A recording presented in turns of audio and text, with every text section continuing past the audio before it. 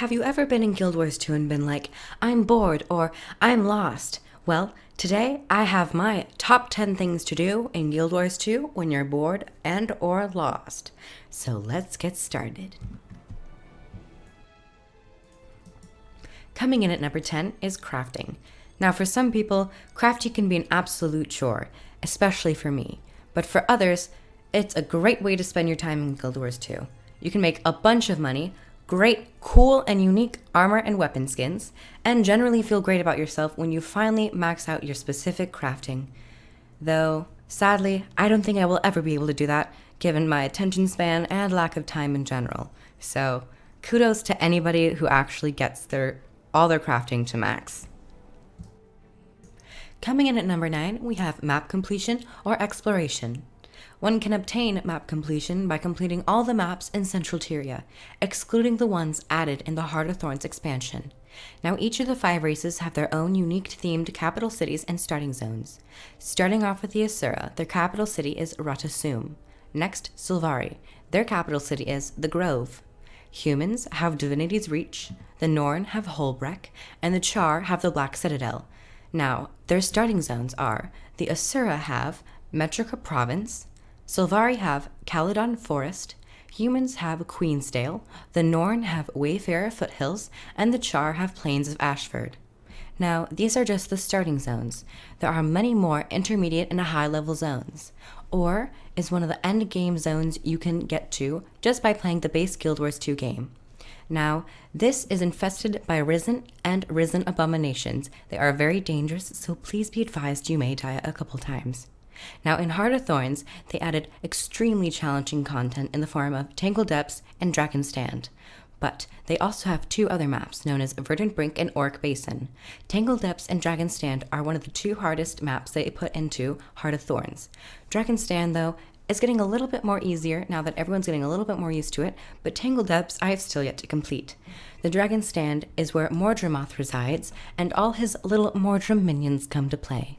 Now, these maps can be quite terrifying, so please be advised that you may need to bring a group of 1 to 2 to 3 to maybe, 50 people to complete these events. So, have a great time in Tyria and in exploring everything else. So, moving on. Coming in at number 8, we have achievements. Now, achievements can be obtained from doing open world content, PvP, world versus world, dungeons, raids, and story steps, such as the Heart of Thorns story and Living World Season 2. Now, personally, I have been really focusing on these because of the chests. Now, in the chests, you get gold, XP boosts, karma boosts, gold boosts, and increases to your magic find. Now, you can have a more focused look, or you cannot have a more focused look by just doing random things out in the open world.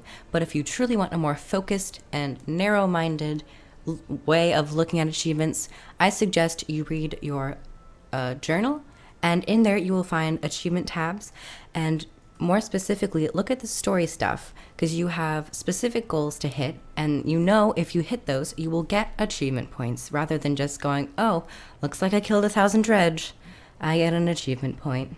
But I have personally been really focusing on these, and I've been having a blast.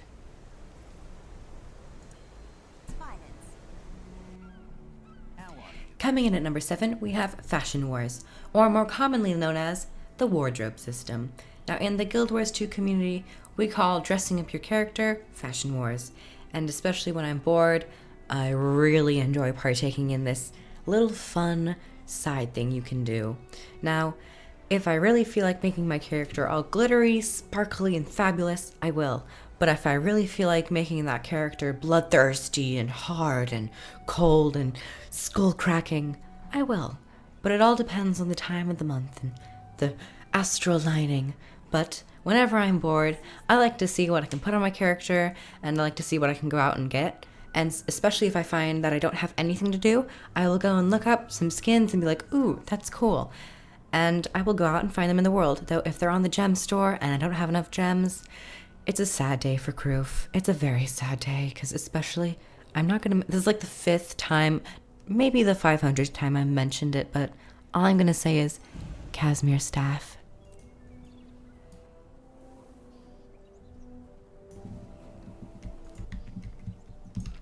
Now, let's move away from the more benign things and get into the nitty-gritty of the game. Coming in at number 6, we have leveling. Now, if you didn't realize it, you can level 5 characters for free. If you want to go over 5, you have to pay for character slots in the gem store. But if you're playing on a free account, I'm pretty sure you only get 3 character slots. But if you buy the game, you get 5. Anyway, if you find yourself bored at max level or almost to max level, and you just can't get out of your depression hole, then I suggest making up another character, choosing a different class, and trying something you don't think you would ever try before. Like right now, I'm currently leveling my Sylvari Ranger, and I'm shooting for a short bow, staff, colony build. Now, I don't think I would have ever tried a colony support / build, though I did make a build video on my other video. So I think I've already had that in mind. But anyways, leveling is a great way to just get out of your hole and enjoy something new and go to different zones, like go to different areas. Don't stick with, if you make a Sylvari, don't stick with your Sylvari starting area. Go to the Char starting area and see if you can grab a couple friends along and join in, because it makes such a difference when you're playing with other people and when you're playing a different fresh class and a fresh character. Everything feels so much better. So that's my advice if you are in more of a like mid-level or end-level hole where you don't know really what to do.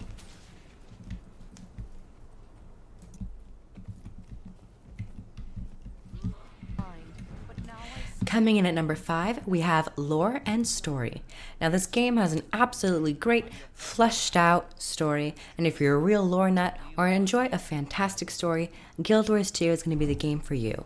Now if you really want to go in depth, there are lore videos on YouTube that, if you really want a person who is more of an experienced standpoint explain the lore and story to you, go right ahead.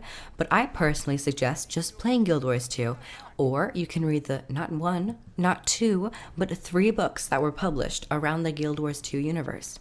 Now, in the title Guild Wars 2, the number 2, there is a Guild Wars 1, which is just named Guild Wars. Now, that is a very, very story-driven game. And if you want to learn about the past 250 years of the Guild Wars universe, I suggest going back and playing through that. Though I have not played the entirety of Guild Wars, though I am making plans to, because I really enjoy the story and I really want to know more. Now, Guild Wars 2's base personal story was a little iffy for some people, but I didn't really mind too much the side-and-side, more of like movie type storytelling. But in Heart of Thorns, they changed it so your character actually talks out in the open world and there's no more of that slightly ugly cutscene experience. But there are now 2 variations of it, and if you want to go back, or once you complete the Heart of Thorns story, you can also go back to Living World Season 2. And I suggest playing that one before Heart of Thorns if you're new to the game, because that will better explain what's going on in the Heart of Thorns story.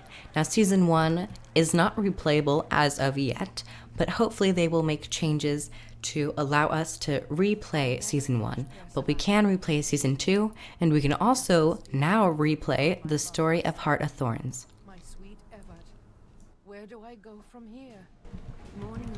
Moving on to number 4, we have PvP. And now, before Heart of Thorns, I was a massive PvPer, mostly because there really wasn't challenging PvE content. But if you are in a little hole of being lost and not necessarily bored, because there are many things to do in this game, but if you're feeling slightly lost, I do suggest PvP, as it is a fun time. Now, unranked, I suggest for those who are not experienced, but they just started the first league. And ranked is really hard right now, and it's slightly fun, and it's a great challenge if you really want to get into someone's face and just like scream in their face and be like, I just won over you, my whole team is awesome. And that's a great time. I don't have too many of those experiences, but when I do, I really enjoy myself, and I love killing the enemy team. Now, you really have to get a feel for what class suits best for you in PvP. Because just because you like to level, say, an engineer, doesn't necessarily mean you're gonna find it suitable for your play style in PvP. So if I was to play an engineer in PvE, I personally am not good at engineer in PvP, so I would go more along the lines of elementalist or mesmer or necromancer or guardian. Those are the professions that I'm the best at. So, though I do enjoy leveling my engineer, I am certainly not good in PvP because PvP is such a fast paced game mode, and you really have to know what you're doing to fully support your team and to actually win. It's not like, oh, your gear's too bad or you're not skilled. Well, actually, it's not like your gear isn't good enough, because your gear does not matter because you all are on the same equivalent gear level. But your skill does matter. Your skill is the number one thing you need. It's basically the only thing you need. If you know how to really play your class and really play the game mode, you will truly conquer in Conquest, Deathmatch, or the new Stronghold game mode that arrived in Heart of Thorns. So that is number 4, PvP.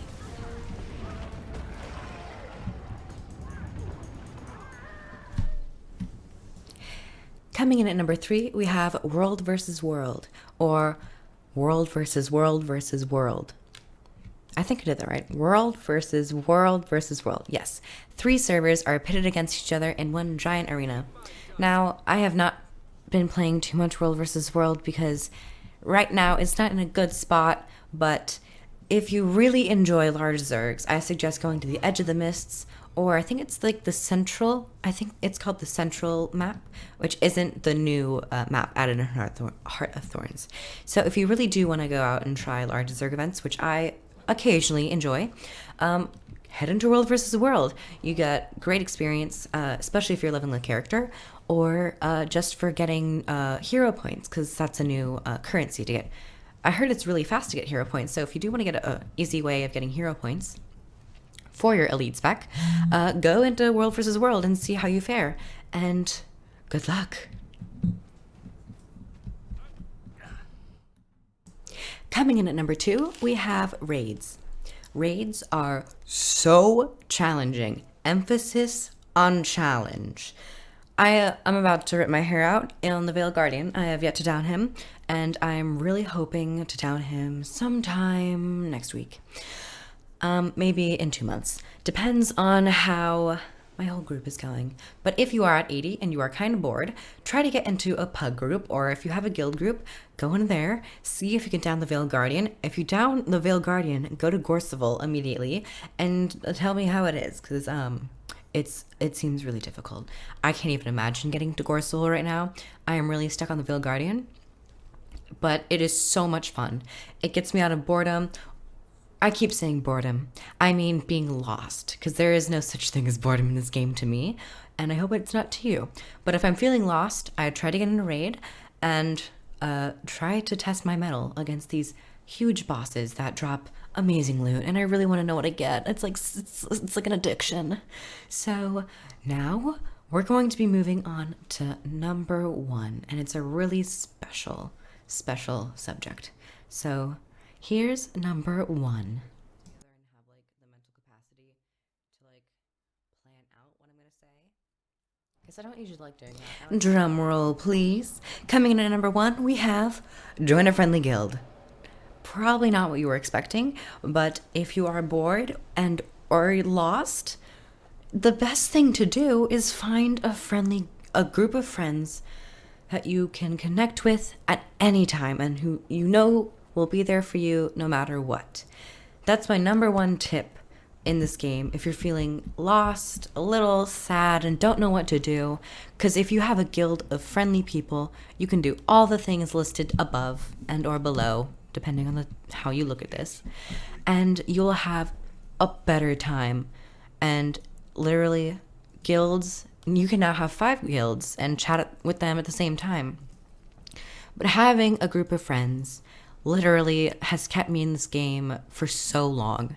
If it wasn't for my friends and for the friendships I've made and like the people I've known, I don't think I'd really be playing this game, because that's the reason we play MMOs, for the interactive experience, or if you're just like a little weird and just do it for like, I don't know, the gameplay.